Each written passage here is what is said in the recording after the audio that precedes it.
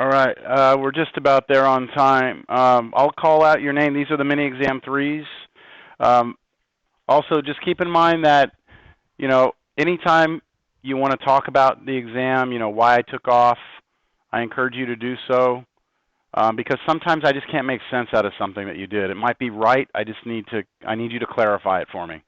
So normally I'll take off if I can't make sense out of it and have you come explain it to me later. All right? Just keep that in mind. Jose, just come up and grab these.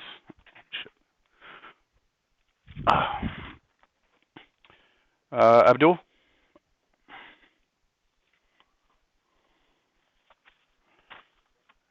Doyle? He's here, right? Alan? How's it going? Fernandez, Roman. Frank. No, Frank. Okay, he is here though, right? Yeah, so. She's here, right? Andre? No. Luke? Nathan? Chris? Nathan. There you go. Chris Sanchez? Cameron? No problem. Jason Salas? Travis? Xavier? Good job, Xavier. John? Daniel? No, these are old. Yeah. Garrett? Andre. Frank, your test is right there.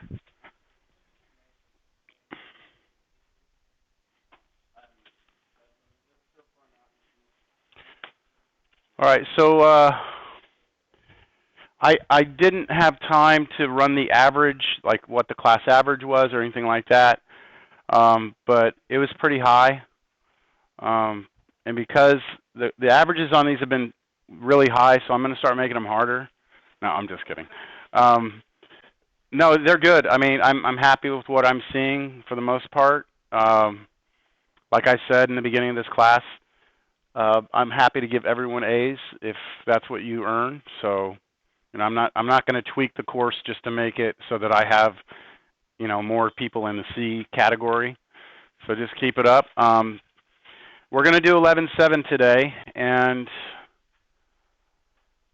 the end of this chapter is the hardest part of this chapter because we're going to kind of bring all the ideas together now. There's no way we're doing 11.8 today, and there's no way we're going to do it on Monday. I mean, well, we could do it on Monday, start it, but I'm not going to. Your midterm on Wednesday will not have 11.8 on it, and as far as the take-home mini exam that I gave you, the only problems that are going to be due on Wednesday of next week is numbers 1 through 4. Okay? So we'll talk more about that later. I'd like to get started. All right, so we got into an interesting little conversation at the end of class last time. Remember, we were talking about finding max and mins and got into a little L'Hopital rule discussion also. And there was something I failed to point out that I want you to remember, and that is we had been talking about, there you are, we've been talking about having some sort of curve and wanting to find a maximum point or a minimum, right? And we said on a closed interval, we had a certain method, right?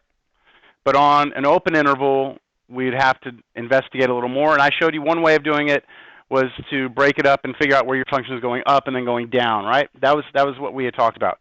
But there is another way of doing this. It's called the second derivative test. You might remember it from Cal 1. So I just want you to remember what it was. The second derivative test from Cal 1 said that if if your second derivative is continuous, that's supposed to say at C. Okay, if your second derivative is continuous at some point, the first derivative at that point is 0.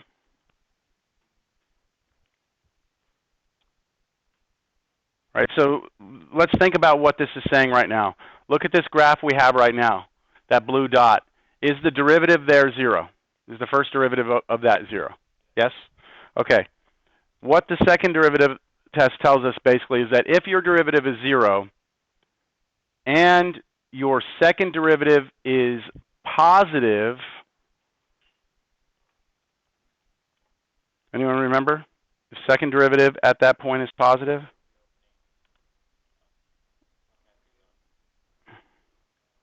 Then that means you're concave up, which means that would be a local what? I mean, yeah, local minimum, which means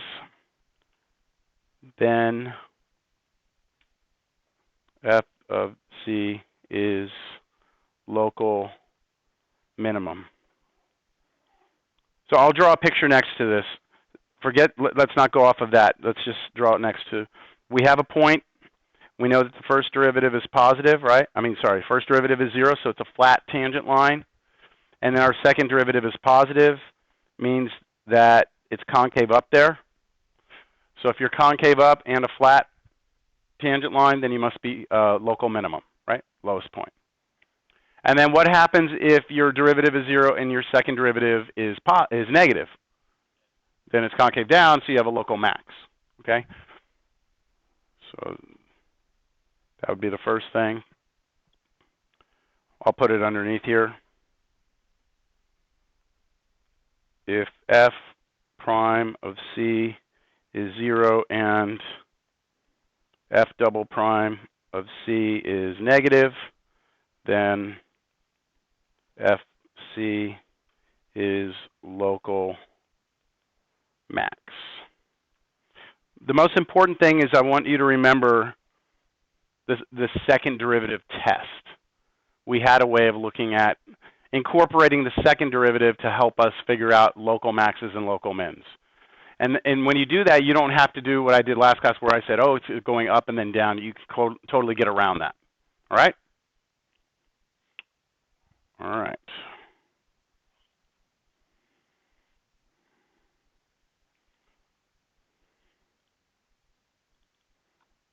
Mm-hmm.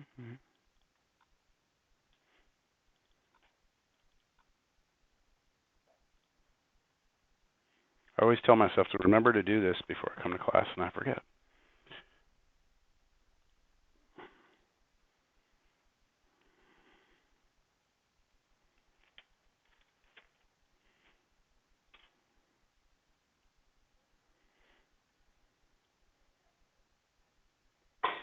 Bless you.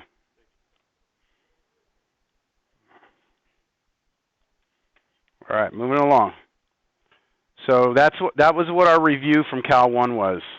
And now we're going to go on to the Cal 2 part of this. So I want you to just take a look at this. I did some adjustments on the notes. So your notes may not match up exactly with mine, just FYI. I'll redo this and send it out again, just so you'll have it. So take a look at this surface, okay? And you have some interesting things happening on this surface, right? Some peaks and valleys. And what we're interested in finding is where these maximums and minimums occur, right? You kind of get the idea of max min here. And it looks like we have maybe some local maxes and mins. Like look underneath here, that point right there. That's a minimum, right? But it's not the greatest minimum. There's another one down here that looks like it's the greatest. So we would call this an absolute minimum. This one up here would just be a local minimum. And same thing with the humps on top. We've got local max, absolute, or global max. So question becomes, how do we find those, right? How do we determine where they are? So these are just cut straight out of your book. That's why I didn't print you out a copy. If you open up your book to this section 11.7, you'll see these things exactly as listed here. All right, so I want to go through these definitions Um, First of all, a local max that we just talked about, it's this hump here, but it's not the greatest one. This one is the absolute max. Here's a local minimum. Here's an absolute minimum. Got it? Now here's the definition of what it means to be local max and local min. And the definition of local max and local min is a little bit weird when you read it. But all it's saying is basically if you are a local maximum, right? If you're that point, you're the king of the hill, right? Everything around you is below you. And that's what it says right here. A function of two variables has a local maximum at a point a, b, if f of x, y is smaller than or equal to f of a, b.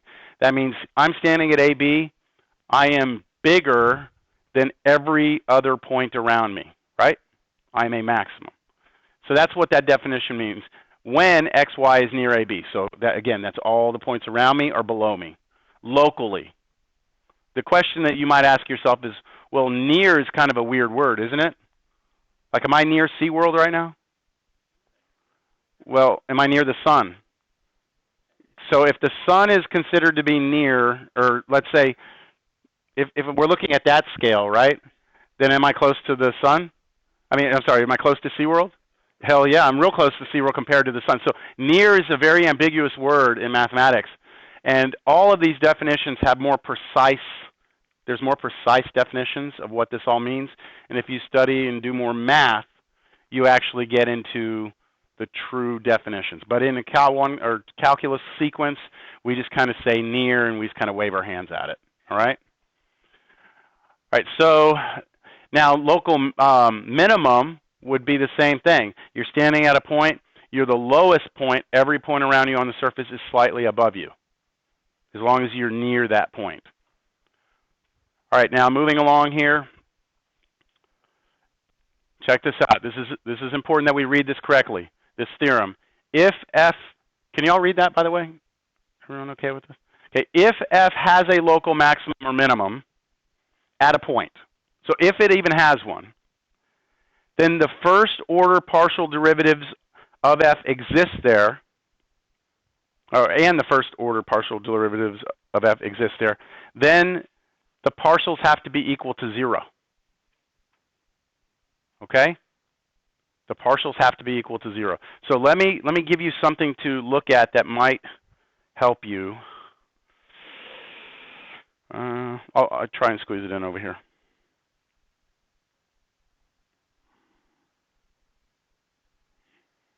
What if I tell you, let's go back to Cal 1. If I tell you that the derivative at some point is 0, if I tell you the derivative is 0 at some point, does that mean that it's a maximum or a minimum?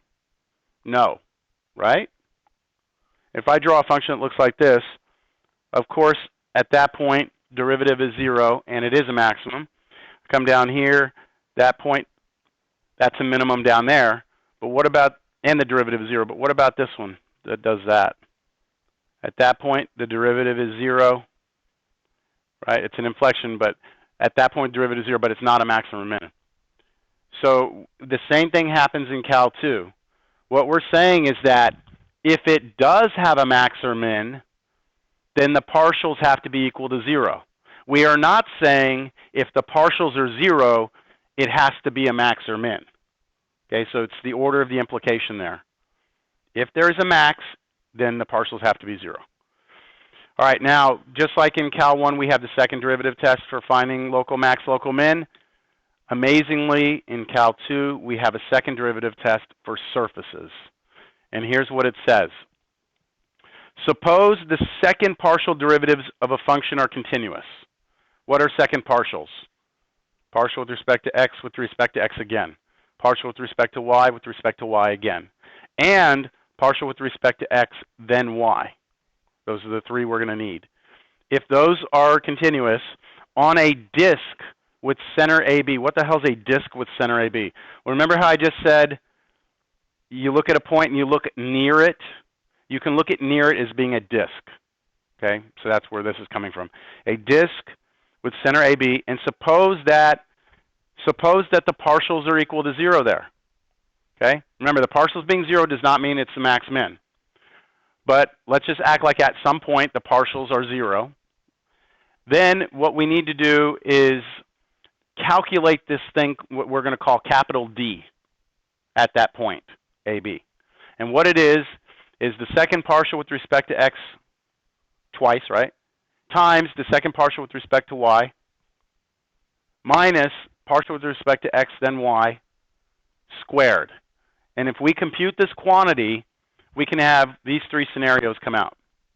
First of all, we can get a positive answer. If we get a positive answer, and that first partial right here, fxxab, that's that first one right there. If that's also positive, then we're at a local minimum.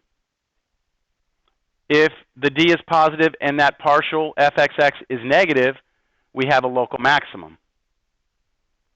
And then if D is negative, we have what's called, well, it says not a maximum. What we have there is called a saddle point. So you might want to just remember, if D is negative, you have a saddle point. And I'll show you a saddle point here in a second. Okay, these are all in the book, just so you know. So all we're going to have to do then is try and determine this D, really.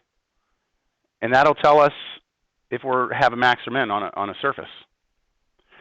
Now, yes. Good question.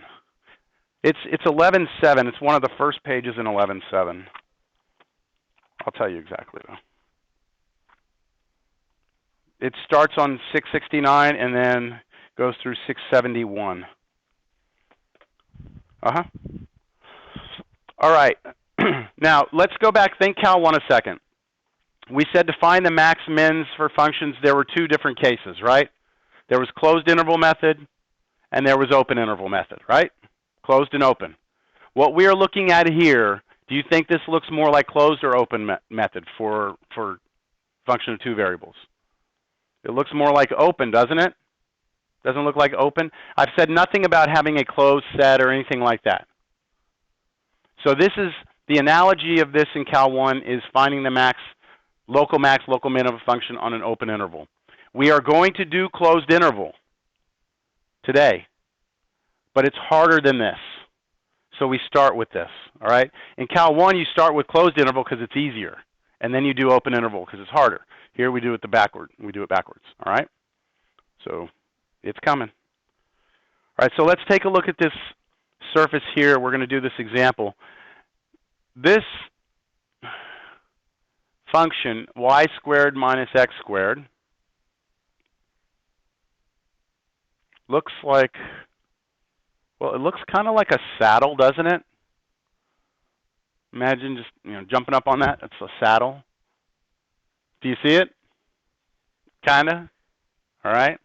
We're going to wind up getting a saddle point here, and you're going to see why they call it a saddle point. What's happening with the saddle point is basically, in one direction, it's going down, and in the other direction, it's coming up.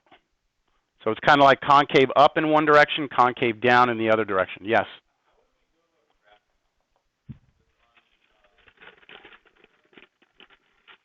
You could do it with a computer, or you could look at the actual equation up here. It's a quadratic surface. But what you could do is like set x to 0, right? If x is 0, then you get y squared, which is parabolas, right? So in one direction, it's parabolas opening up. You set y equal to 0, and it's parabolas opening down. Then you could let x be 1, and then it's another parabola, but it's been moved up and down. So we could do it doing those traces that we had talked about a while back. You could do it that way. It would just be kind of a pain in the butt. The thing for us, though, is we don't really care what it looks like. What we care about is someone gives us a function, and what we want to know is, does it have a maximum, local minimum? Because later on, these functions aren't even going to have geometric meaning to us anymore, necessarily. This function might represent like your revenue function for some company you have, and x and y. X might represent your number of employees, and y might represent something else. And you put those together, and you have your revenue. And you want to know when you have your max and mins. Where does that happen? So who cares about the picture? Just try and find the max and min of a function. With me? Okay. The picture's just here to aid us in being convinced that we got the answer. Okay? All right, so here we go. Here's the method. To find the extreme values of a function of two variables, which is what we have here, we first need to come up with that calculation of D. right? But D requires that we determine some points, A, B, right? And those come from setting the partials, the first partials equal to 0 and each other. So here's what I'm going to write. We want, you know what, I don't like writing on this screen. I think what I'm going to do is I'm going to switch to OneNote today. And I'll just come back to the pictures when it's time, all right?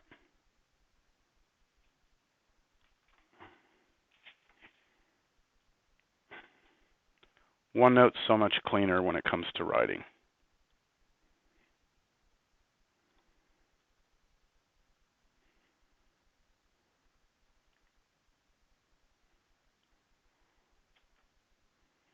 There we go. Okay, so we have the function y squared minus x. F of x, y, equals y squared minus x squared. So first thing is I want the partials, first partials, right, to be equal to each other and 0. So when I say that, what I'm saying is I want to know what x's and y's would make that true. So you need the partial with respect to x first, which is what? Negative 2x. You need the partial with respect to y, which is 2y. All right, let's take that first one and let's set it to 0. That means that what? Negative 2x must be 0, which means x must be 0. Do you all agree? I mean, that's the only way to get your first partial with respect to x to be 0 is if you let x be 0. Yes? Okay. So that one's done. Let's do the other one. Partial y with respect to, partial f with respect to y, set that equal to 0, means 2y must be 0. And again, the only way to make that happen is if y is 0.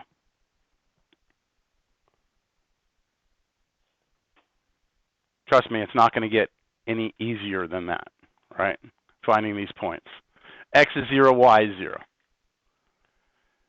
So to come up with this D, capital D, we need to have some point to pick that we're going to try. That point comes from this right here, the x and the y coordinate.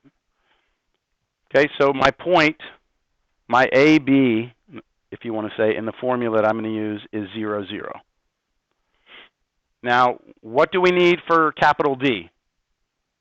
Capital D, I'll write it up here in case you don't have it. Capital D is second partial with respect to x, second partial with respect to y, minus partial with respect to x, then y, all of that squared. That's capital D. So let's go ahead and do that. I'll just write it right underneath this. Capital D for us is what? Negative 2 times 2 minus 0 squared. Everyone okay with that? And that's just what? Negative 4. Now, remember, there were 3 possibilities, right? If D was positive, wait, why did I put negative 4? Yeah, that is right. Sorry, this is gone, right?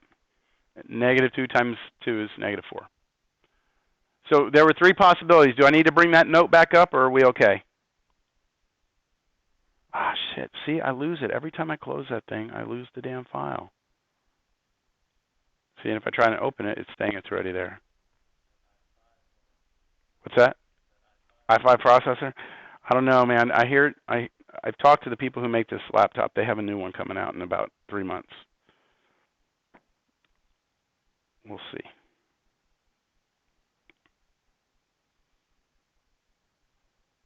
Not responding. See that?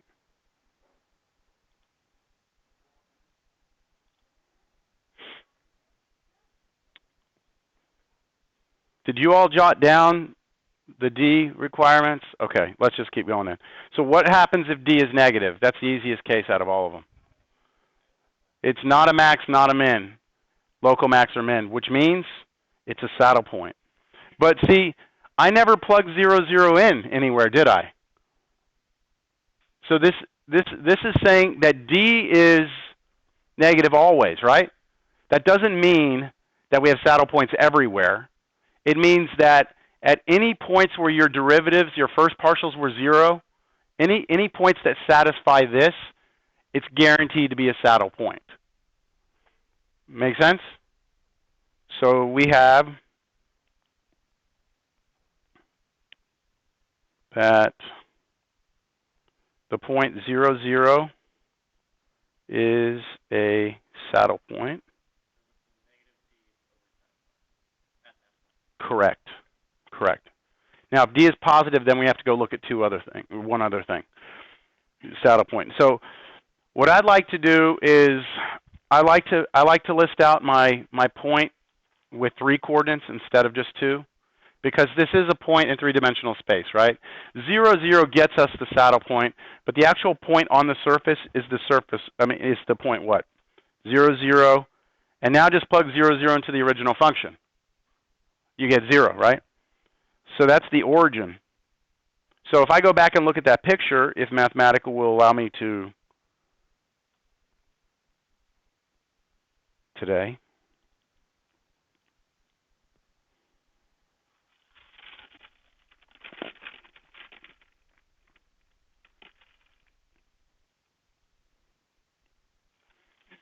right? Then you can kind of see that the origin, which is right there, is our saddle point. In one direction, the x-axis, it goes down, and the y-axis comes up. Got it? Okay. Let's look at the next one. Find the local max and min values and saddle points of the following function. What's going to get harder here is the algebra. All right? That's what's going to get more challenging. Now I'm going to spin this guy around a little bit so it looks more like what you have there in your picture, right? Okay. Let me go to a new page here. We're going to take f of xy equals x to the 4th plus y to the 4th minus 4xy plus 1. All right, so right away, let's get our partial with respect to x, partial with respect to y. My partial with respect to x. 4x cubed minus 4y. What's my partial with respect to y? 4y cubed minus 4x. And now I have to set these equal to what? 0? Agreed? So let me try this first one and work with these side by side. If I let this first one be 0, that really means that 4x cubed minus 4y must be 0. Now I can't solve that equation for one, well, I can't get a unique solution, right, because I have 2 variables, 1 equation here. But I could, divide both sides by 4 to get rid of the 4. I can move the y to the other side and get something like this. X cubed is y. Now let me just stop there for a second, and let me go to the other one, and let me just work with that right now. And this you'll be doing quite a bit, especially in the next section, 11.8. You're going to have a whole cluster of things you've got to keep track of and start playing with. And, okay, I'm working this problem. Okay, let me just pause on that, go to this, and see if I can somehow meet in the middle somewhere. You'll see what I'm saying, hopefully. So set your partial with respect to y equal to 0. You get y cubed as x, right?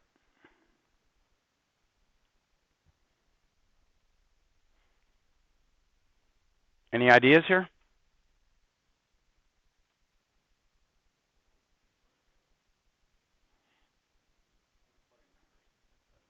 You could try numbers, yeah. But algebraically, I'm saying in order for this first equation to be true, right, I must have that y equals x cubed. In order for this to be true, I must have that y cubed must be x. So what if they both have to be true at the same time, then that means whatever y makes this one true also has to make that one true. So why don't I do this? Take this y, which we're saying y is what? X cubed, and plug it into that equation. right? So what I'm going to do is I'm taking this one right here, and I'm using it into this one. So I'm replacing my y with x cubed, but it's already being cubed, right? Equals x. You'll see what I did? Now what's x cubed cubed? X to the 9th. And now you have an equation with just x in it. What can you do here? Well, whatever you do, do not divide by x, okay? Because whenever you're working with equations, you have to be very careful not to divide by the variable you're trying to solve for, because then you eliminate possible solutions, right? If I divide by x right now, what do I get? X to the 8th equals 1, right? Is 0 a solution to this equation? Over here on the right? Is 0 a solution to this equation? Yes, you just lost the solution by dividing by the variable itself. So you, instead of doing that, here's what you do. You take everything to one side of the equation, so move your x to the other side, and then factor an x out of both.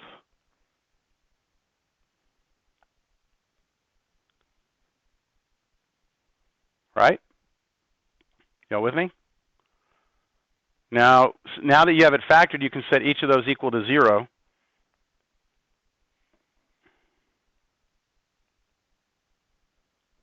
And on the x to the 8th minus 1 equals 0, I just move the 1 to the other side. And now I have x equals 0 as one answer. And then x, let's see, I take the 8th root on both sides. And every time you take an even root, you must do plus or minus, right? What's the 8th root of 1? 1.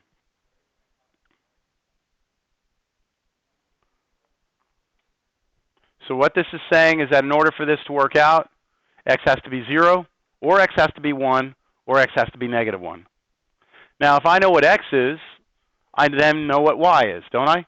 Coming back to this, using this first piece right here. So let's write out the points. If x is 0, what's y? Okay, if x is 1, what's y? If x is negative 1, what's y? Negative 1.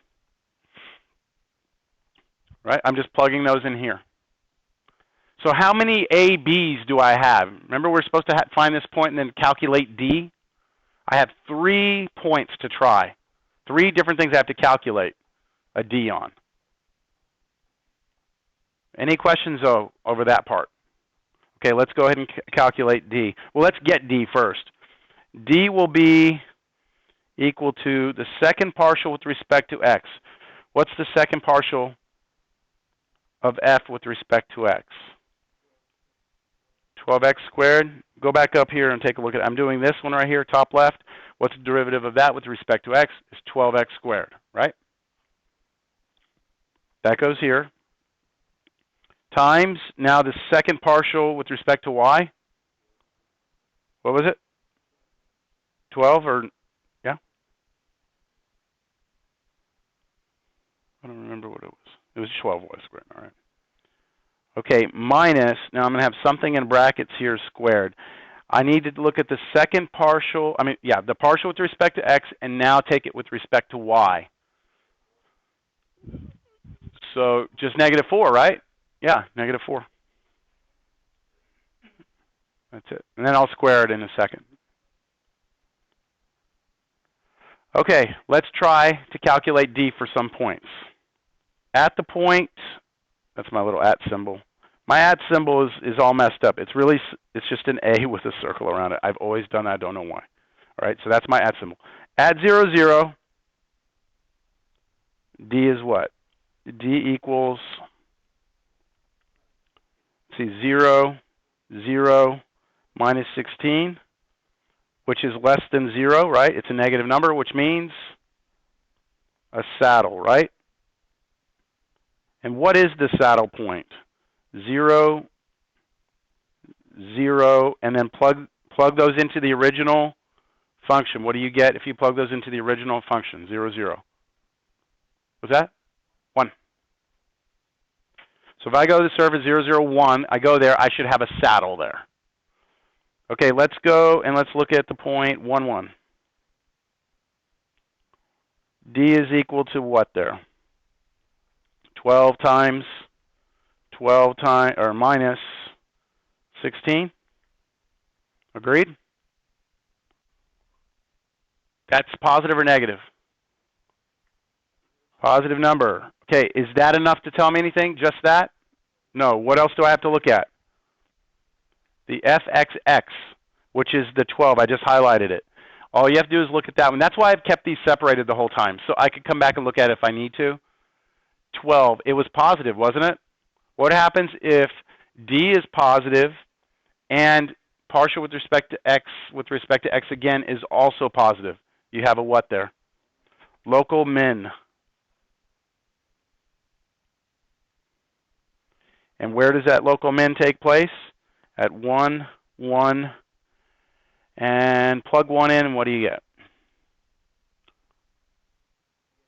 Negative 1.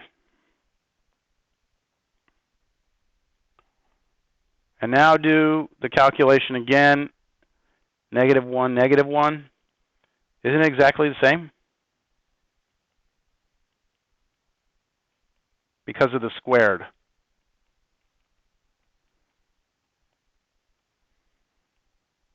I didn't point out on these that those were positive, right? But I said it, but I didn't write anything down. So we have another local min. What is the local min here? Is it the same value? Like it's negative 1, negative 1. Is it still come out negative 1? If you plug it in? It's still negative 1, right?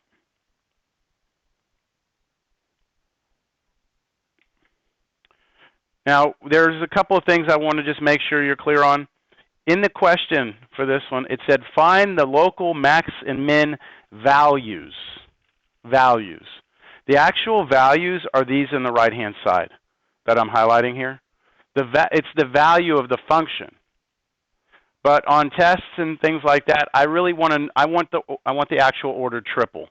I want the x, y, and then the function's value all there together because it's real easy for me to tell from that where it was, right?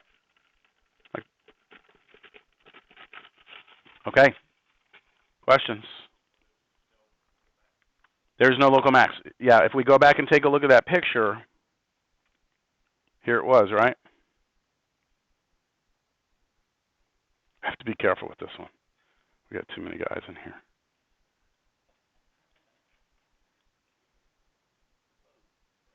It's a boat. Yes, it's a boat. See it? So see my saddle in there? My saddle's right here in the center.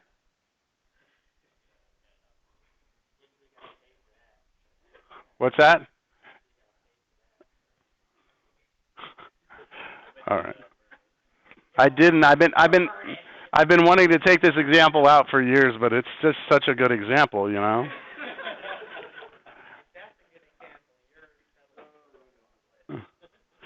But you see it, right? You have the local mins, no local max. Now I cut it off. This thing goes up forever, kind of like a paraboloid. Yeah, it is. It is, but it's not my. All right. I better take those off.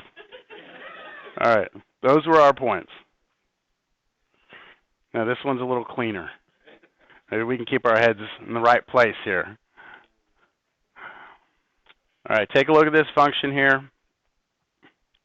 Just look at the graph. This is kind of weird. Like when you look at this graph, it doesn't immediately, at least appear to me, that we have local max or min or anything like that, or even saddles possibly. Right? I mean, it's a weird looking function, right? Well, let's see if it has any local max, local mins, or saddles.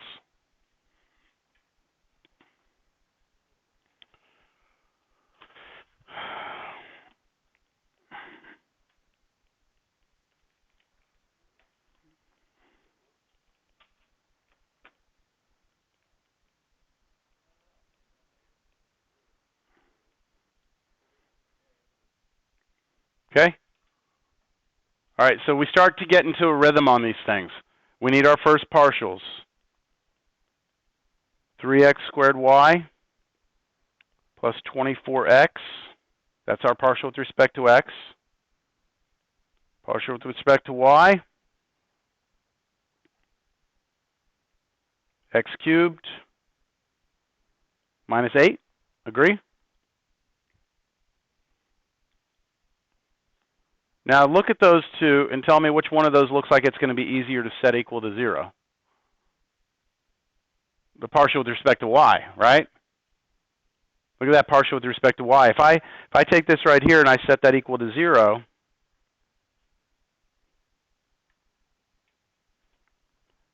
then I get x cubed is 8. Cube root on both sides, I get 2, right? When you do cube root, you don't have to do plus or minus, right? So that tells me, look, in order to make the second partial, I'm sorry, the partial with respect to y, I didn't mean the second part. Partial with respect to y, the second one over here. In order to make that one true, that it's equal to 0, x has to be 2. And that means I can force x to be 2 in the other one now because x has to be 2 from the right one. So I can go back to that first one and replace x with 2. Let's do that. With x being 2, partial f with respect to x becomes what? 12y plus 48. Do you agree?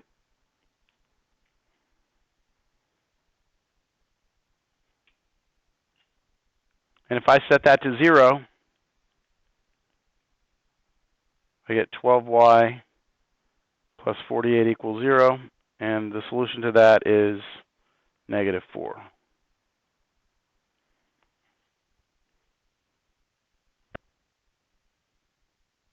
Questions? It looks like just 1 point. Yep. So the point we have, I'll do it on the side over here. We have the point AB is actually going to be for us, make sure you get it in the right order, 2, -4. And we're going to need to calculate what D is. What is D for us here? Second, so what's the partial with respect to x twice? 6xy plus 24. You know what? I'm going to do this below. I'm not going to have enough room up there. Okay, so my point is there. D is going to be 6xy plus 24 times the other one, partial with respect to y. Again, 0. It's going to kill off that first one. Minus, over here, the partial with respect to x, but then with respect to y. 3x squared. Did y'all see that? Taking that one up there, top left. Partial of this with respect to y. Y is right here, so it's just the constant in front, 3x squared. Now, the point that I'm going to plug in is 2, -4. It really doesn't make a whole hell of a lot of difference in the first one over here, right? Over here, that's all just going to be 0.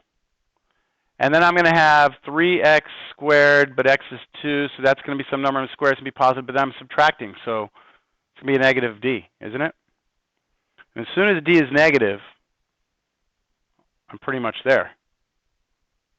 So that tells me I have a saddle point. And where's the saddle point occurring? 2, -4. And then we have to plug 2 and -4 into the original function. And if you do that, you should get, I believe it was a typo on my notes. Is it -18? I don't think it is. I think it's 48. Yeah. I typed it in wrong. 48.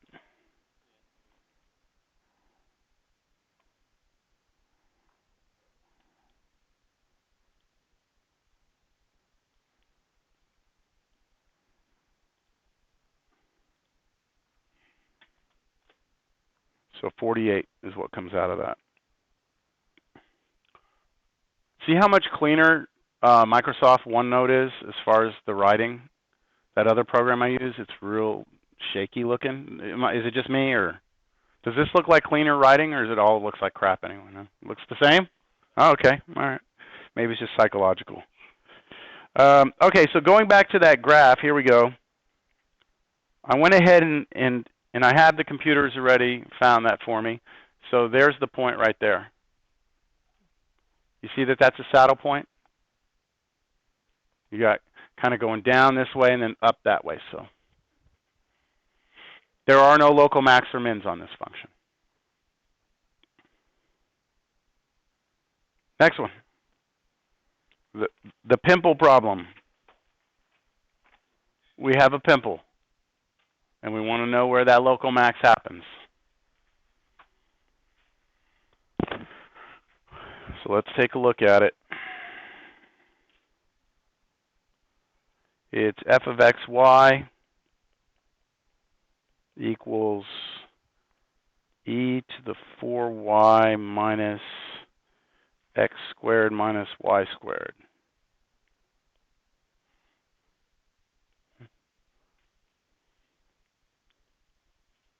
So partial with respect to x. Well, the derivative of e to anything is itself, right? Times the derivative of what's up there with respect to x. What's the derivative of what's up there with respect to x? Negative 2x.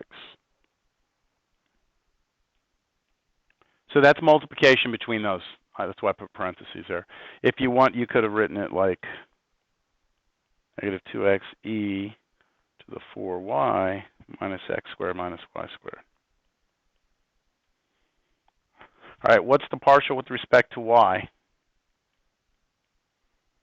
Well, same thing, e to all that, right? But then what's the derivative of what's up there with respect to y?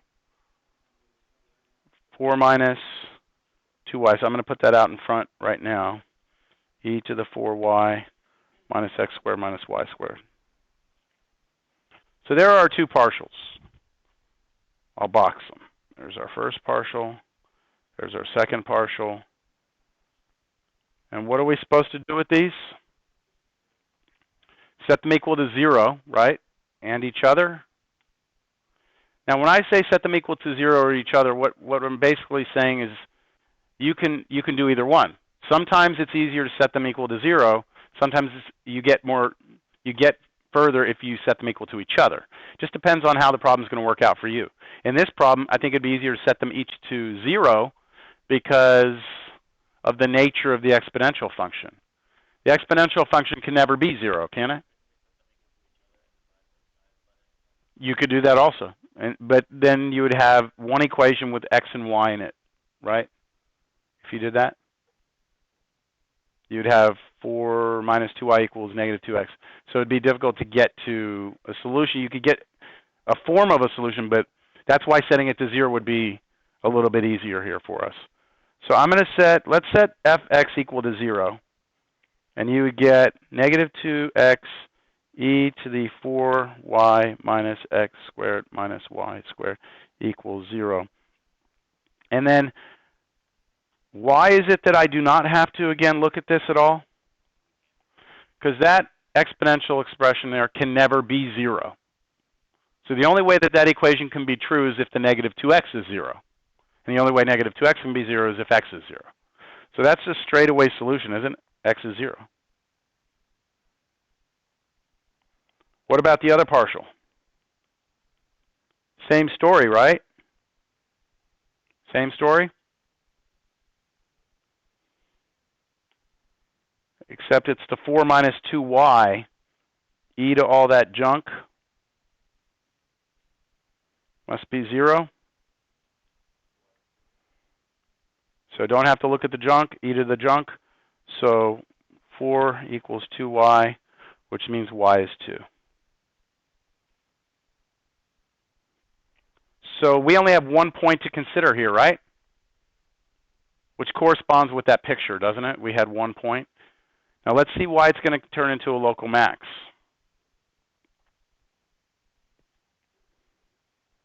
Are there any questions so far? 0.02. It's our point of interest. I think you'll quickly agree with me that the part of this that's going to kind of suck is the second partials. Right? That's the part of this problem that's going to be a little bit of work. Product rule. So let's look at that first one there. I want to take the derivative of this first one up here with respect to x. There's a product there. So I have to do derivative of the first one times the second, plus the derivative of the second one times the first one, however you got product formula in your head. All right? I'm going to do that down here. So the partial of f with respect to x is negative 2 e. Can I just say to the junk? Is that all right? Actually, my professor in college used to do that, so I'm not just being, I'm handing this down. It was handed to me. I'm handing it down to you now. We know what the junk is. If we need to put it back in there, we'll put it back in later, all right? E to the junk, and now plus, right? What's the derivative of e to the junk? Times this, what was up there with respect to x again, right? Which was what? Negative 2x again. So I have negative 2x. I have the e to the junk. But now you have to finish off the product rule. Another negative 2x next to this. Now I can put those negative 2x together and get me 4x squared. Y'all see where all that came from? Okay, we've got negative 2 e to the junk. And then it'll be plus 4x squared e to the junk. And if you wanted to, you could factor out an e to the junk. And now that I'm at the last step, I'm going to put the junk back together. That's a pretty clean version of my second partial with respect to x right there. Y'all agree with that? It's pretty clean?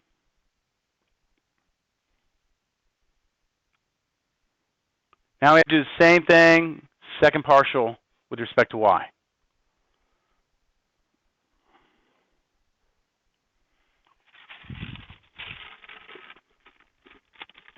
Anyone still need this?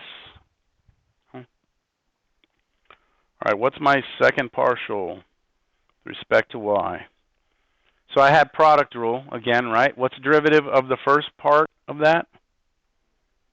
Negative 2. And then e to the junk again. And then I have plus, what's the derivative of e to the junk? 4 minus 2y again. E to the junk. But then finish off the product rule. 4 minus 2y again. Now we're going to say 4 minus, or you could have done it without. Yeah.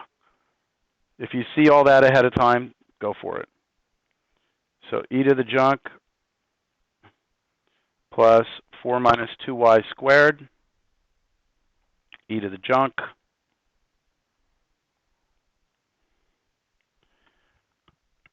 And if we wanted to factor out an e to the junk, we could, couldn't we? And I could look at it like this. 4 minus 2y squared minus 2 e to the junk. I hope everyone understands all I'm doing is pulling the e to the junk out of here, right? Factoring it out, which leaves me with basically what you can look at as almost like their coefficients, the things in front of them, putting those together in a bracket. I switched the order just so I could put a minus in the back instead of in the front. All right, what else do we need to compute D? fxy. Crap. Okay, so fxy, do we need product rule for fxy? No? I'll just put up here what fx was. It was negative 2x e to the 4y minus x squared minus y squared, right? That's what it was? That's our partial with respect to x. We're taking the partial of that with respect to y. Y appears up here, but y does not appear out here, so you do not have to do product rule. When we did that with respect to x, the x appeared out here and up here. That's why we had to have product rule. Everyone agree? Negative 2x is a constant here. So what's the derivative of that with respect to y? I'm just going to put the negative 2x as a constant, okay? And then derivative of e to the junk is e to the junk, right? But what's the derivative of what's up there with respect to y this time? 4 minus 2y.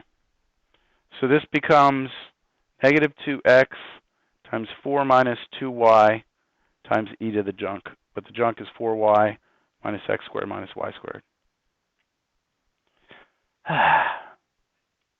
Now, thank goodness we only have 1 point to plug in, right?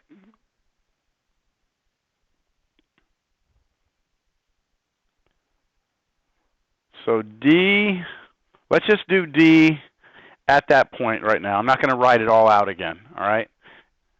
Everyone know where we're going to come back to get the pieces here? That's your fxx,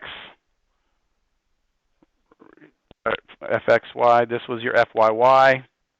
And the one up here, well, on the other page was fxx. So D will be equal to, at the point, what's the point we're plugging in? 0, 2. Now look at the way I wrote D of 0, 2. The book does it this way. I just want to show you, you could write this way. D of 0, 2. That means I'm computing D at 0, 2.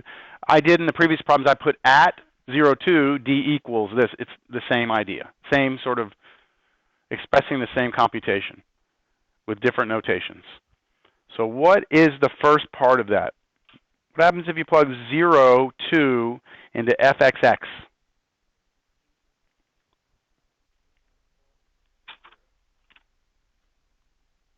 What is it? 0? Let me go back to F. Where's fxx? Previous page. Here's fxx right here. If I plug 0 in right there, I get negative 2, right? If I plug 2 in here, I get 8, 0, and then 2 here, I get 4. So 8 minus 4 is 4. So we have negative 2 e to the 4th. Negative 2 e to the 4th is what we get when we plug it into fxx. Negative 2 e to the 4th, that's my first piece. Okay, now plug it into fyy. So fyy is right here.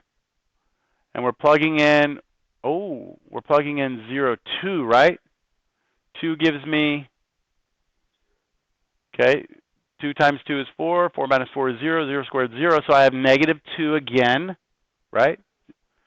Negative 2, and then e to that junk is the same thing, so e to the 4th. So negative 2 e to the 4th, again.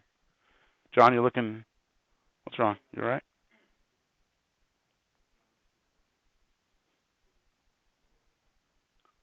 Question?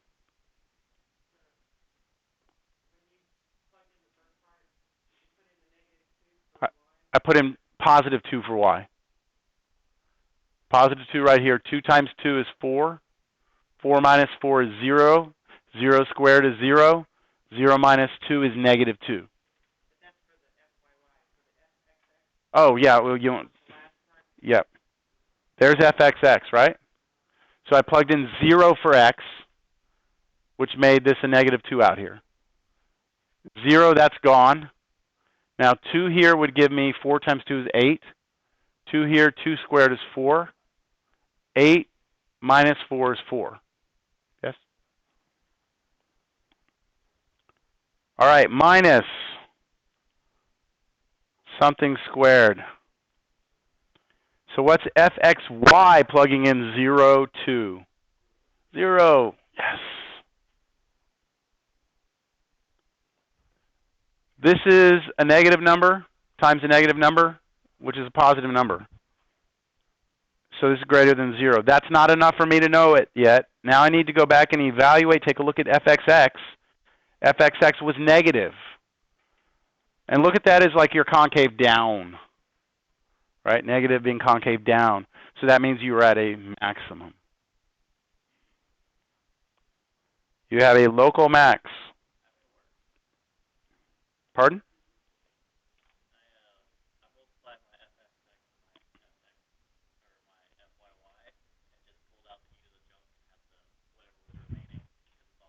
Mm-hmm.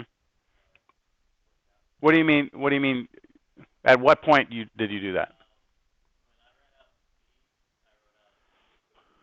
Oh yeah. Just worked at that first part instead. Is that what you're saying? Without the E junk? Yeah. Yeah. Because the E junk is really just it's a positive number. Yeah. You just have to be careful because that zero, the zero out down there is what made that E junk not matter. If this had not been zero down here, then the size of this number matters, and that means the E to the junk would matter. Okay. So what is it? I plugged in 0 and then 2 and then now I'm getting the point. So plug that into the original problem. Oh, it was E to the fourth, wasn't it? That's the pimple right there. So going back over here, 0 to E to the fourth. There it is.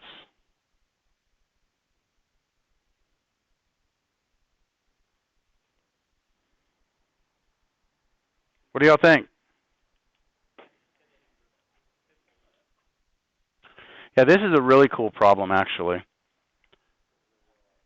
as far as what it looks like. Flip it over. Yeah. And I can change the plot range to make it so I'm way down, like way looking, like zoomed in, way down where those little pieces were, and you can really see kind of the exaggeration of what that is. Okay, so this function has asymptotes. And I think it's pretty clear, hopefully, from the function itself, that what x and y can't be, right? 0 and 0. So you basically can't have the entire x-axis or the entire y-axis, which explains why we have that weird thing happening at the axes. And so now we just need to try and go through the tedious part of computation of D.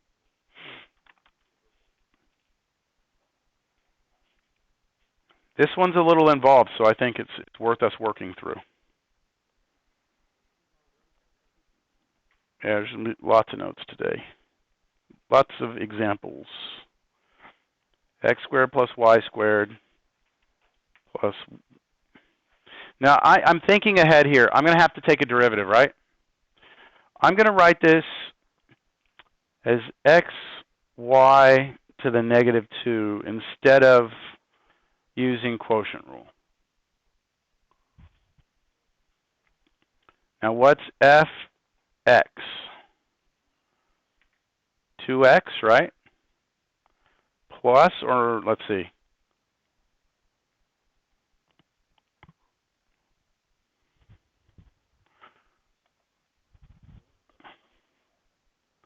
Zero to e to the fourth.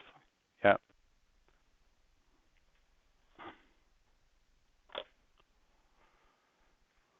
What is the derivative here? It's 2x what? Minus 2xy to the negative 3. So what I'm doing is I'm applying chain rule to this piece, xy to the negative 2. Derivative, right, comes out negative 2. This, subtract 1. But then the derivative, what's inside? What's the derivative, what's inside? Why? Because we need it. I know, man. It's cracking you up.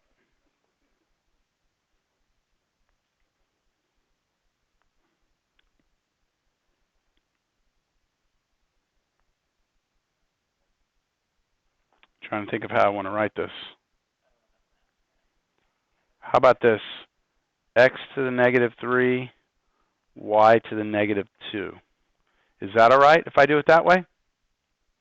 All I'm doing is I'm taking that y and I'm putting it in here with this y, which means I'm adding 1 to the exponent. Oh yeah, I don't know where I put that to. Oh, I know what I was going to write a fraction first. This is what I was going to write.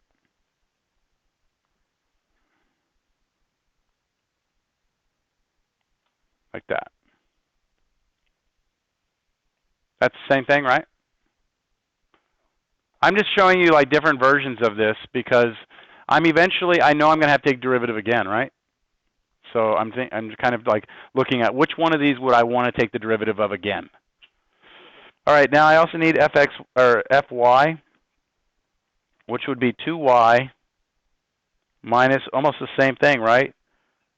2xy to the negative 3, but this time times x, which is 2y minus 2x to the negative 2, y to the negative 3,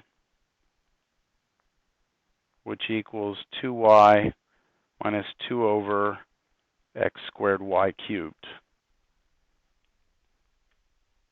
Y'all okay with those derivatives? All right.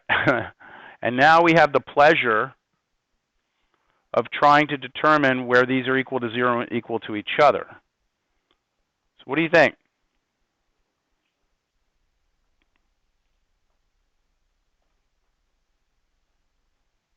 Set them equal to each other? Is that what you want? I already worked this problem, so I know which way it goes, but I'll do it by request. I'll just do whoever wants to do it, we'll just do it that way, and let's see where it goes. No, that's what I'm saying. I'm not going to tell you, because that's what you're going to run to at home. Is that you're going to have to try one or the other or both, and then somehow get to it. You want to try the first one equal to 0? Okay, let's try it. Let's see what happens.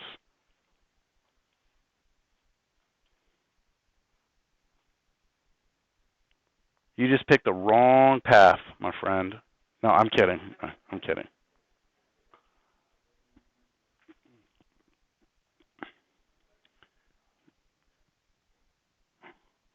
All right, how are you going to set that to 0? What do you want to do now? Bring the fraction to the other side?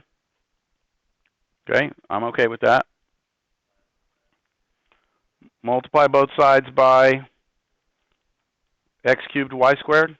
Yes? Y'all okay with that? Is that all right with everyone? Multiplying by x cubed y squared here, x cubed y squared here. What's wrong? Why do I have so many looks of... Pardon me? Well, but let's think about that. You can't divide both sides. Well, it's dangerous to divide by x because what if x is 0, right? Then you're dividing by 0. But you also shouldn't multiply both sides of an equation by 0 too. Because what if x and y are 0 here? You're multiplying both sides by 0 and you're basically creating an ambiguously true equation. So we do need to consider that. This is not technically wrong to do it this way. However, let me finish this out because this is the way we're going.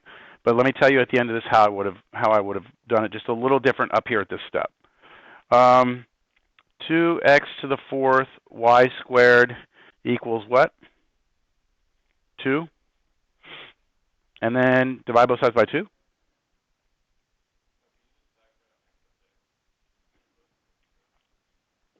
Factor out an x up where? But this denominator is not over here.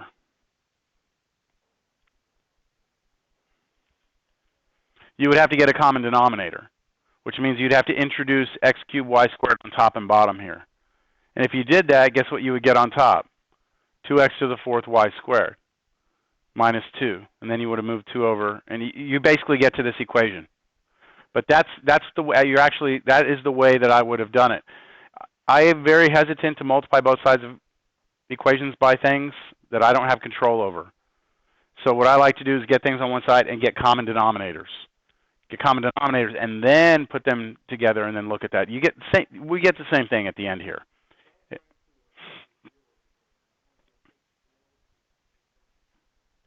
Do what?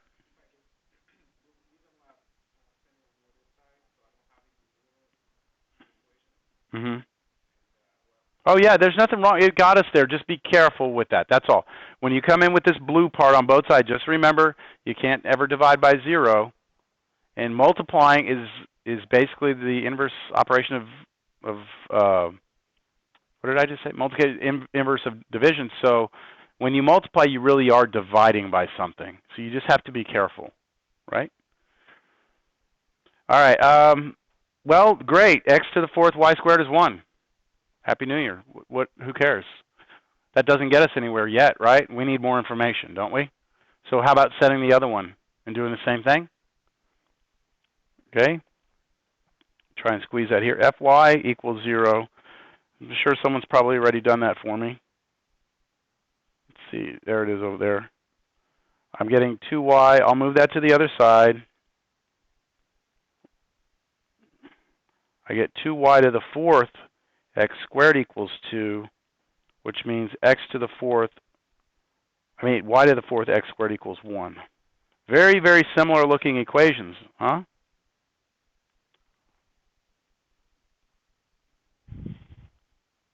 Now what?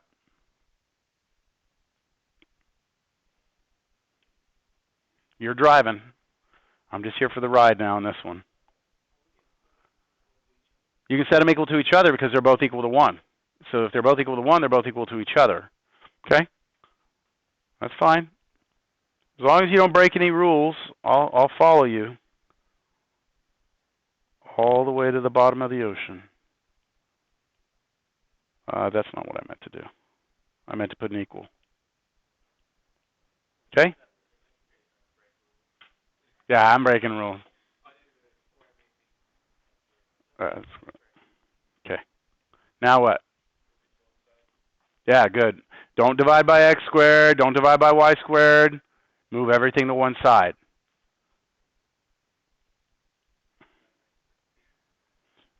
Yeah.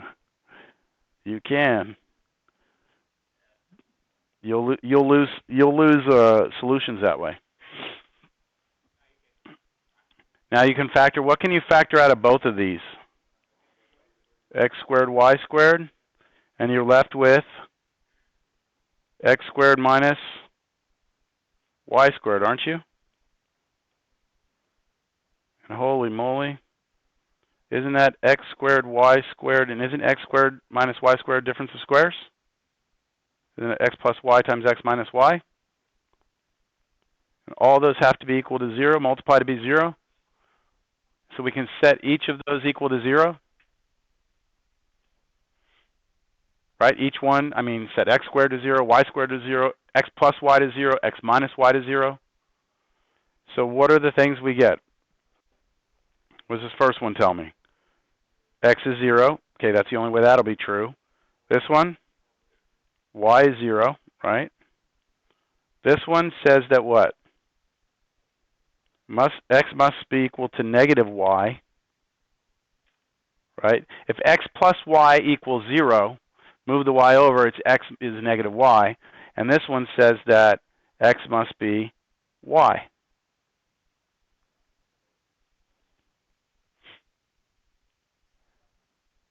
So it's telling me what we have so far is this. Both of these equations will be true, right?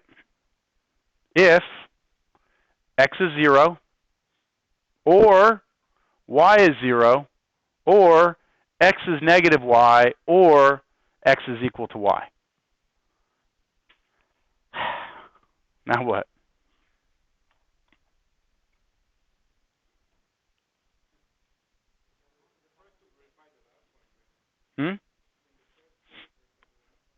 Well, yeah, if x is 0, then this would mean that y is 0, right? If x is 0, that would mean that y is 0. If y is 0, that would mean that x is 0. Yes, but we're still missing something here. Because that would imply that the only answer to this is 0, 0, right?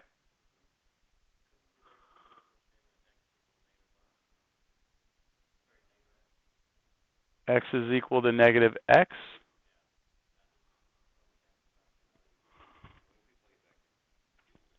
Yeah, why don't we go back up to any of the equations that we have that are nice to look at, like the one I have boxed here in black.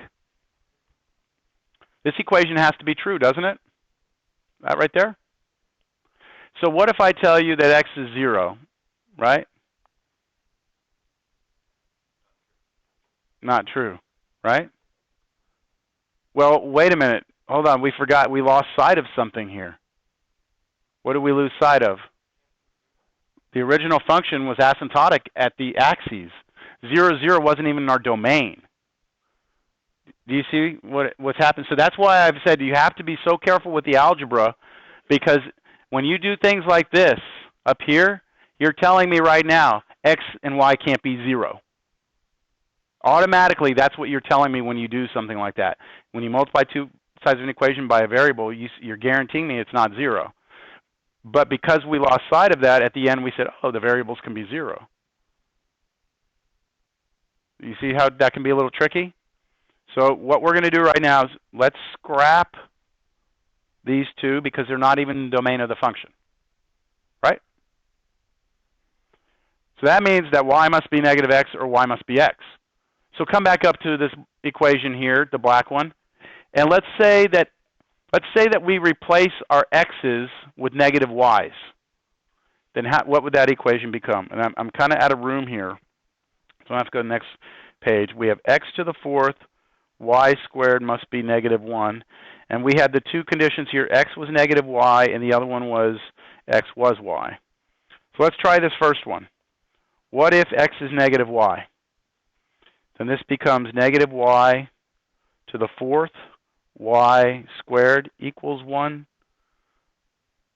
which is the same as y to what power? 6th equals 1, which means y must be plus or minus 1, right? Plus or minus 1. Okay, so let's say y is 1. Then what's x? Then x is negative 1, right? Because we're going back to this. If y is 1, then x must be negative 1. What if y is negative 1?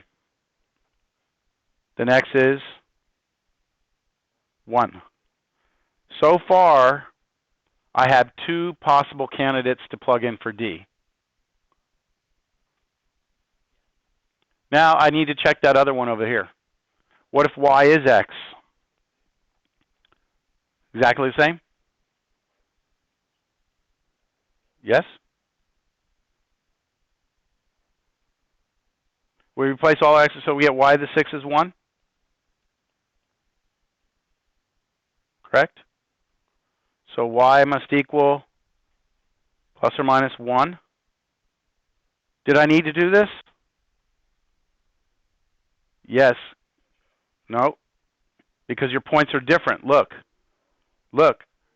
If y is 1, what's x this time?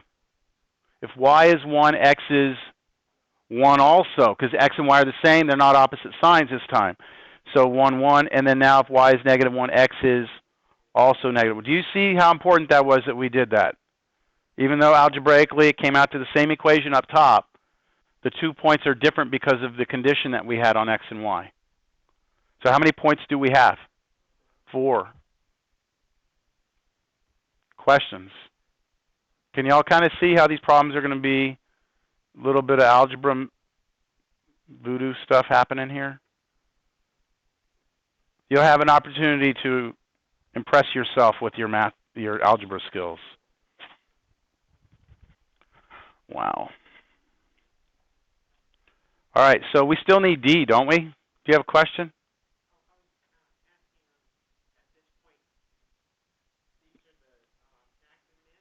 Well, these are our candidates. These are the candidates for it. Yeah. So we actually have to go show what they are. Now, let's talk about that computation going back here. We need fxx, don't we? Ooh. We need fxx. I need to take derivative of this again with respect to x. And I need fyy, and I need fxy.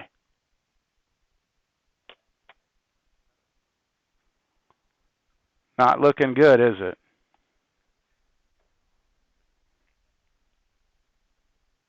People always ask me inevitably, like, is there an easier way? Well, this is the easier way. This is the way. I mean, this is the only way we have. If you have a graph and you look at it and you go, hey, where the hell are those minimum points down there? I mean, this is the way you get them. Now, I have a problem that I'll show you here later. If I doubt I'll have time, but I have a problem that I did, which is probably 5 times longer than this one, that I did on Mathematica in about 30 seconds with about 8 inputs. You know, so if you use a computer, you can make these things trivial. I was going to hand this out just to show you how easy this can be done on a computer. But we're still here. I'm kind of distracted. FXX, I'm trying to not do FXX. What's FXX? Okay, I have it written down here somewhere. At least I have FX written down. All right, I need to, okay, so the derivative of, partial derivative of f with respect to x twice would be what, 2? And then plus 6, x to the negative 4, y to the negative 2. Now, you might need a little time to get those. I don't know. It depends on you. They're not that bad. Fyy is 2 plus 6y to the 4, negative 4, x to the negative 2. And then fxy is 4x to the negative 3, y to the negative 3. And of course, there's different ways you could write those, but those are the 3.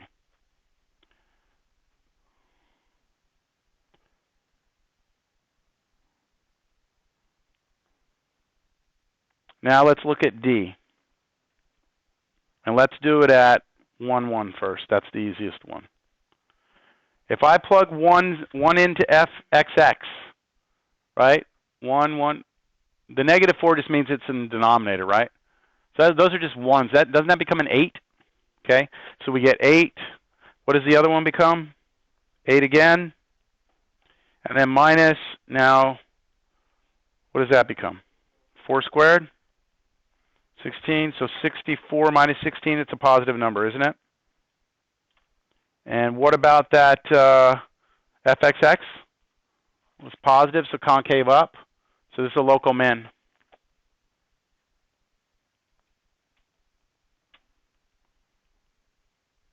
And it would be the point 1, 1. Is that what it is? Plug it in to the original? 3? Yeah, it was x squared plus y squared plus 1 over x squared, y squared. So 3. And then if you go through all the others, I'm going to stop here because there's 3 more to test, right? You plug in all the others, and you're basically going to get all local minimums. I'm going to start the next one. I'm not going to work the whole thing. The next problem is f of xy equals 2x minus x squared, 2y minus y squared.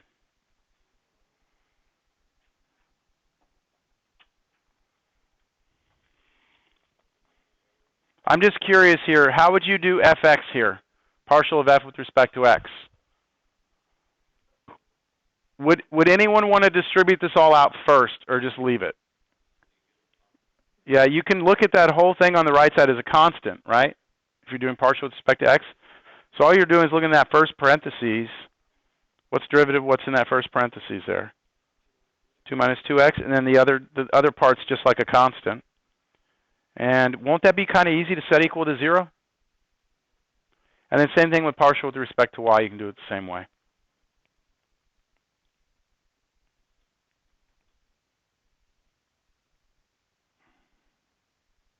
Oh, you know what? I think I need to show you this. Yes. Yeah. Could you just find the points? Find your x and y. Yeah. Set these equal 0. Let's do it right now. Okay. I want to do this. Yes. Yeah. You have to because they both have to be satisfied. You have to satisfy that both partials are equal to 0. So this will give you some of them, but maybe not all of them. Let's look at this. If I set that to 0 right now, I get x is 1, right? Y is 0, and y is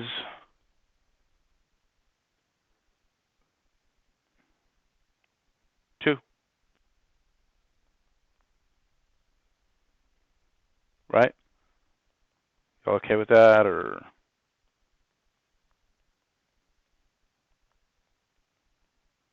Right. Just set all those equal to 0. You get those.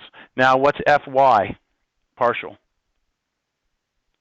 Well, it's 2x minus x squared, but then 2 minus 2y. And so you get here y is 1, x is 0, x is 2. Do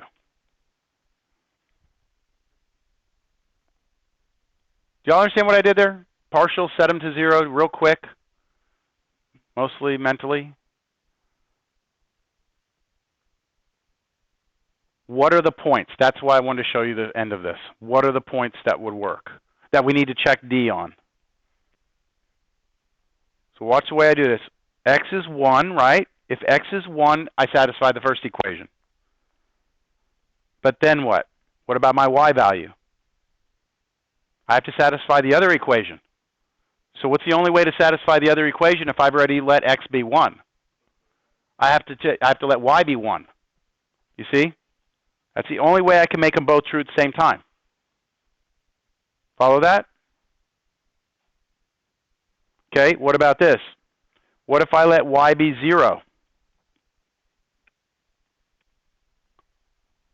What can happen in the second one to make the second one true?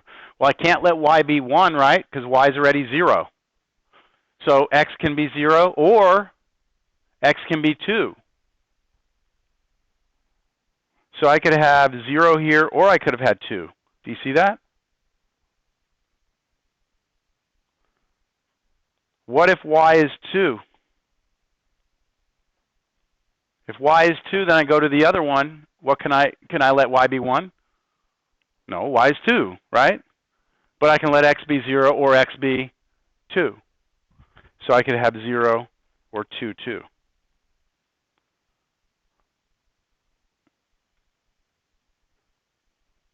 Are there any other possibilities here? That's pretty much it, right? I mean, you have to look through it, convince yourself, but that's the only way we can do it. The important thing is you have to satisfy both separate equations simultaneously. So if you say, hey, first I'm going to satisfy the first one, and you fix your x to be 1, then you can't come down here and say let x be 2. If x is 1, then the only thing you're allowed to do is let y be 1 here. Then they're both solved simultaneously. And you could do the rest. Calculate your D. Here's the picture of that one. You're going to have, can y'all kind of see that? You're going to have a local max here, and you're going to have, well, here they are. 1. Local max, and you're going to have 4 saddles. See the 4 saddles there?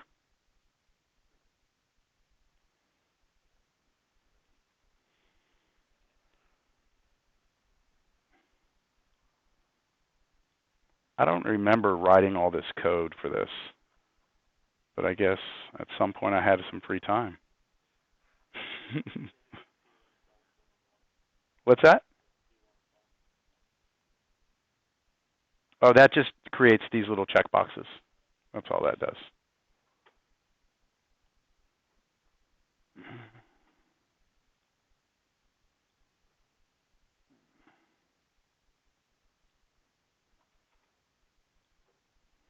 All right, that's your bonus problem. All right. Here's the kicker, though. Due Friday. Email, fax. No fax. Who does faxes anymore? Shit. Email, picture off your phone is fine if it's clear. If it's something where I can't read it, you know, it's got to be like a really good picture off a phone. All right. What I'd like is it attached as an email. All right.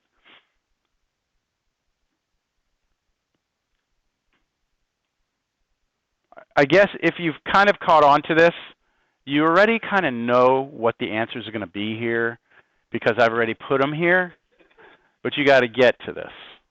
Okay, you got to algebraically get to these. So I already know that one of the critical points is 1 over root 2 1 over root 2 e to the negative 3 halves. So as you might imagine, the algebra is going to be a little ugly in here, right? You'll have 2 local maxes. You'll have 2 local mins. And a saddle. Yeah, at 0, 0. So enjoy. Do Friday. Let's say Friday midnight. No one wants to be working at this on a Friday night. Yeah. Yeah. All right, we'll say Friday at 11:59 p.m. Yeah, midnight would not work out for you real well. Or that would be, if you said Friday, midnight, yeah, that would, yeah. That's Thursday, yeah, you don't want that. Well, yeah, is it Thursday or Friday? Huh? Yeah. 12 a.m. Right? 12 a.m. is midnight.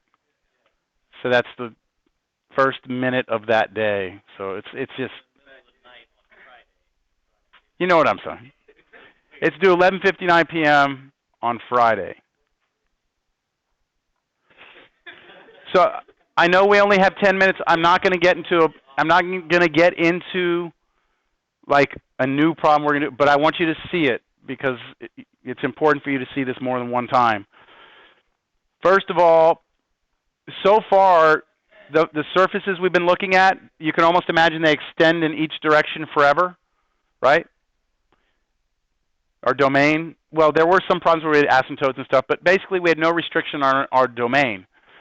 So what happens if we come in and restrict our domain, like we did in Cal 1 when we took a problem and we said, all right, here's some function doing some crazy stuff, and I say I only want to look at it between A and B, and only look in here and tell me what your absolute max and absolute min is. Now we can talk absolute, meaning it's the highest. There are no other highest points. Here would be absolute max. Here would be absolute min, right? So with the surface, we have a similar thing we can do. So the way it works is first we have to understand what's a closed interval. What's the analogy of a closed interval on a surface? For your domain, because we're in two-dimensional space, right? The floor is our domain. Closed intervals there don't make sense. So what we say instead are closed bounded sets is what we want to look at. So imagine on the ground you have a set of points that are closed. First of all, closed means that it includes all the points on the boundary. All right, so whatever region it is down there, it could be a box, could be a circle, could be some weird, it doesn't have to be those, it could be some weird looking thing. This is a closed set right there. Okay, everything in there, that's a closed set. Like the room, yeah, as long as you include the boundaries, okay?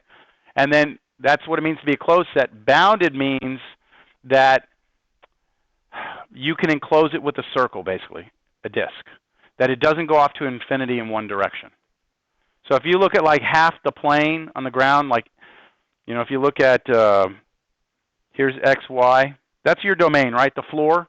If I look at everything in the first quadrant here, that's not a closed bounded set because it goes out forever in that direction. So what we're going to be looking at are trying to find the maximum, absolute minimum of a function, a surface, on a closed bounded set. Much more challenging. You wouldn't think so, but much more challenging. Think back in Cal 1. What did we need to do here for this problem? In order to figure out the max and min, absolute max and min, what did we do? We found the critical points, right? And we plugged those in. We test them into the original function, don't we? And we also tested what? The endpoints, the boundary points, right? Well, when you have a closed bounded set in two-dimensional space, how many boundary points do you have? Infinitely many. So how are you ever going to test all of them? And that, well, we are going to, but it's going to be we're going to have to kind of divide and conquer. So let me show you the picture of what's going to happen, and then I'll let you go. So here's a picture of what's going to happen. We're going to take some function, like look at this one right here. Find the absolute maximum minimum values of this function on the closed triangle with these vertices. Okay, so here we've just got some surface sitting here floating around in space, right?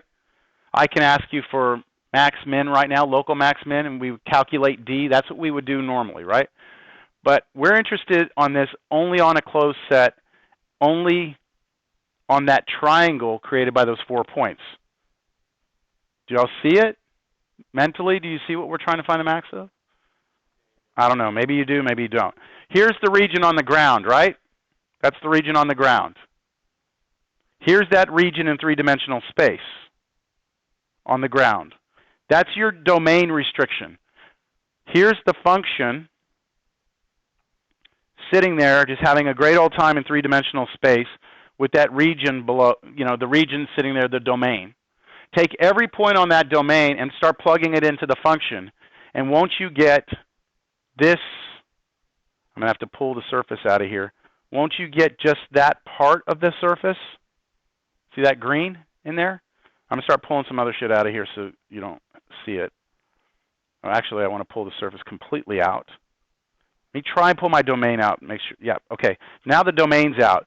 Do you see that if I look at this from directly above, well, it's going to be kind of hard to look at it from directly above. That's directly above my surface, right? That's basically the domain mapped up to the function.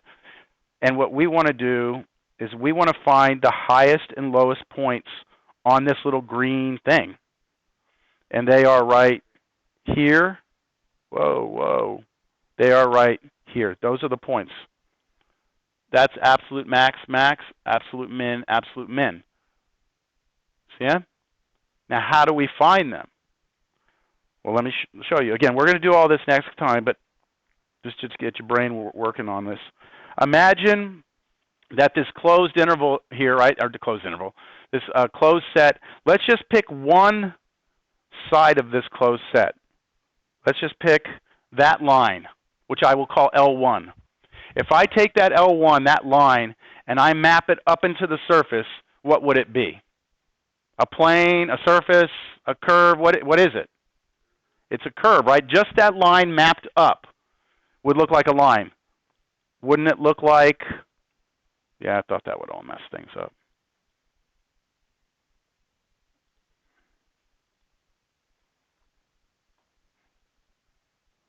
See the blue line here? That blue line here is that blue line here on our domain. This blue line, the diagonal looking one, is actually just that edge of that green. You see that? Now, do you think if we do it that way, and you look at it from the side, can't you just say, hey, this is back Cal 1. We have a line in two-dimensional space. Find the max and min on a closed interval. That's really what's going to happen. And then what we're going to do is we're going to pop that one out, and we're going to go look along the diagonal now. And when we look along the diagonal, what gets mapped? That diagonal gets mapped up to a what? Looks like a what? A parabola. In fact, if I bring that region in, we swing it around so we can see it from the other side, you can kind of see, hopefully, that that's just a parabola. That line gets mapped to a parabola. So we'll just look at it from the side, kind of, and say, all right, we have a parabola on a closed interval. What's the max min? And then we go to the last side of the triangle, do the same thing. Absolute max min on a closed interval, Cal 1 problem. So we're going to have 3 Cal 1 problems in here just to figure out what's happening on the boundary. And then you have to still consider what's inside. And to consider what's inside, we do what we did with D a second ago. We act like there is no domain restriction. And we say, let me just try and find the max and mins on this thing, acting like there is no domain restriction. If one of those points happens to pop inside here, then we're going to have a local max and a local min in here too. So these problems are going to be involved. As you can see, this is the work. I actually printed out all the work for that problem so that when we do it in class, we can just kind of walk through it, talk through it. So I would encourage you to try and read through this before class, because I say basically everything I did here. You know, we do first the second derivative test. We calculate D. Okay, we get a point. it's in our region, we're good to go, then we keep on going. So we'll do that later. I know I'm out of time. I could keep talking. What else needs to be done? I feel like I'm forgetting something here. If you need your test back, I have it. I already handed them back. What's due? Friday by 11:59 is that bonus problem if you want it. Yeah, on the take-home mini exam, numbers 1 through 4 is what's going to be due. Yeah, let me not hand it out until when we get to that problem. I didn't get to it today. On that mini exam, 1 through 4, and now you can only really do 1 through 3 after today, because number 4 is on a closed bounded set. Number 3, it's just find the max, min, and saddles. So you can do 3 of the 4 that'll be due next Wednesday. Well, that's all you can do right now. By the end of Monday, you'll be able to do number 4. Yeah, it's going to be later. Yeah, because we won't. I don't think we're even going to touch 11/8 this till after spring break. Yeah.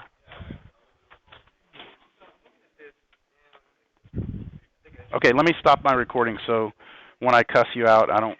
It's not.